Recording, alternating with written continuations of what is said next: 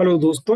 अब हम साधनपाद के सूत्रों के बारे में बात करेंगे। समाधिपाद के सूत्रों में योग की डेफिनेशन से स्टार्ट हुई और फिर कई क्लेशों की बात हुई, ईश्वर की बात हुई और समाधियों के बारे में विस्तार से चर्चा की गई। अब साधनपाद के सूत्रों में ये बताया जाएगा कि कौन कौन से साधन हैं जिनके द्वारा हमें ये समाधि प्राप्त होगी, जिनसे हमें ये समाधि मिलेगी। बहुत सारी नई नई चीजें आने वाली हैं, बहुत सारी नई नई बातों पर हम डिटेल में बात करेंगे। साधनपाद का सबसे पहला सूत्र है तपः स्वाध्यायेश्वर प्रणिधानानि क्रिया योगा। इस योग सूत्र में महर्षि पतंजलि ने क्रिया योग के बारे में बताया है और क्रिया योग में उन्होंने 3 बातों पर विशेष रूप से फोकस किया है। जो पहली चीज है यहाँ पर वह है तपः। तपः का अर्थ होता है तपस्या करना, तप करना। सामान्य तौर पर जब हम तप की बात करते हैं तो ऐसा लगता है जैसा हमने टीवी सीरियल्स में देखा है कि हमें कहीं जंगल में जाना पड़ेगा, फिर वहां पर बैठ के एक पैर पर खड़े होकर हमें तपस्या करना पड़ेगा। लेकिन यहाँ पर तपस्या उस प्रोसेस का नाम नहीं है कि जिसमें हम जंगल जाए। तपस्या का अर्थ है कि जब कोई अनफेवरेबल सिचुएशन आती है या जब कोई फेवरेबल सिचुएशन आती है, उन दोनों अवस्थाओं में हमें समान रहना है। हर तरह के द्वंद्व से परे हो जाना ही तपस्या है। जैसे किसी ने आपको कुछ कह दिया तो अब ऐसा नहीं कि आप उस पर बहुत ज्यादा रिएक्ट करके उसके लिए परेशान हो रहे हैं, या फिर कुछ अच्छा हो गया तो ये भी नहीं होना चाहिए कि फिर आने वाले समय में आप हमेशा उसी की खुशी में झूमते रहें।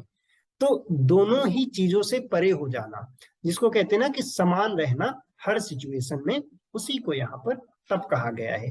और ये एक योगी के लिए बिल्कुल आवश्यक है कि वो अगर कठिन समय चल रहा है, कोई सुख की घड़ी है या कोई परेशानी की बात है, तो उस पर ज्यादा परेशान ना हो, और अगर कोई अच्छी भी चीज है तो उस पर भी बहुत ज्यादा वो खुश होकर ऐसा ना हो कि बस उसी की खुशी ही मनाता रहे। तो ये से परे हो जाना या इन दोनों अवस्थाओं में समान रहना ही तप है। अगला जो शब्द है यहाँ पर वह आता है स्वाध्याय। स्वाध्याय का क्या अर्थ होता है? शास्त्रों का अध्ययन करना, पढ़ना, पठन पाठन करना, उसी को स्वाध्याय बोलते हैं। दूसरे शब्दों में हम ऐसा भी इसको समझ सकते हैं कि स्वाध्याय का एक अर्थ ये भी हुआ कि खुद का अध्ययन करना। और दोनों ही बातें सही हैं, क्योंकि खुद का अध्ययन करना भी जरूरी है, क्योंकि जब तक हम अपने आप के बारे में नहीं समझेंगे, अपने आप को नहीं जानेंगे, तो हम अपने आप को ऊपर कैसे ले जाएंगे। लेकिन जहां तक यहाँ पर बात है साधनपाद के सूत्र में, यहाँ पर है शास्त्रों का अध्ययन करना, आध्यात्मिक ग्रंथों का अध्ययन करना। और ये इसलिए जरूरी है क्योंकि जैसा हम पढ़ते हैं वैसा ही हम बनते जाते हैं। तो जब हम अच्छे ग्रंथों को पढ़ेंगे तभी हम अच्छी जगह पर पहुंचेंगे, तभी हमारी डायरेक्शन सही होगी। अगला जो शब्द है यहाँ पर वह है ईश्वर प्रणिधानान।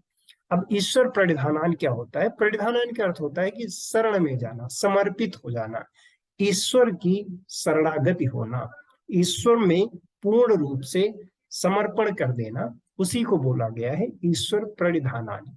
अब और अगर इसको डीप में समझें तो इसको ऐसे समझ सकते हैं कि हम जो भी काम करते हैं हम यह सोच कर करें यह ईश्वर की मर्जी से है, और हम अपने समस्त कामों को उसी ईश्वर को समर्पित कर रहे हैं। अगर ईश्वर के बारे में और ज्यादा डिटेल में आपको जानना है तो आप समाधिपाद के सूत्रों को रेफर कर सकते हैं, जहां पर ईश्वर के बारे में बात किया गया, उसके स्वरूप के बारे में बात किया गया, उसका वाचक क्या है, इन सारी बातों के बारे में विशेष रूप से विस्तार से बात की गई है समाधिपाद के सूत्रों में। तो यहाँ पर महर्षि पतंजलि क्या कह रहे हैं कि तप, स्वाध्याय, ईश्वर प्राणिधान, यह क्रिया योग है। तो इन तीनों बातों को फॉलो करना ही क्रिया योग कहलाता है, और क्रिया योग ही साधन है समाधि तक पहुंचने का। तो पूरे योग सूत्र का अर्थ यही हुआ कि तप, स्वाध्याय और ईश्वर प्राणिधान क्रिया योग है या क्रिया योग कहलाता है।